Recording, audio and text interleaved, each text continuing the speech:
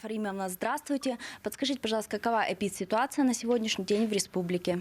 Добрый день, уважаемые гости и жители нашей республики. Сегодня, на 27 августа, выявлено 148 новых случаев подтвержденных ПЦР. Традиционно наибольшее количество в городе Якутске – 85 случаев. Кроме того, в Мирнинском – 9, Нерюнгринском – 8, Сунтарском, Черовчинском – по 7, Хангаласском – 6, Кобяйском, Мигино-Кангаласском, Намском и Винобатантайском – по 3, Балданском, Верхневилюйском, Вилюйском, Алекминском – по 2 случая, а также в Ленском, Нербинском, Ямиконском, Саднеколымском, Сялданском, Усимайском – по 1 случаю. За сутки мы провели 3913 исследований на COVID-19. Всего за весь период пандемии исследовано более 1 337 000 тестов. В республике сегодня имеется в наличии 418 555 тысяч доз вакцин, использовано 75%.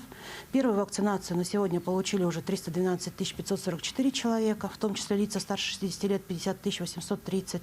Полностью завершили вакцинацию 284 627 человек, в том числе лица старше 60 лет 54 641 тысяча человек. Хотелось бы отметить, что сегодня у нас коллективный иммунитет сформирован всего 67% от плана.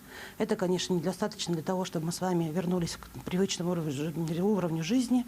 Вот сегодня как раз я нахожусь в городе Нерюнгри, и я вижу, что, к сожалению, население не активно пользуется масочным режимом, не соблюдает санитарную дистанцию, поэтому хотелось бы призвать всех жителей действовать по указу главы, который у нас на территории республики еще распространен. Кроме того, я активно призываю всех на вакцинацию, поскольку это сегодня единственный способ остановить эту страшную инфекцию.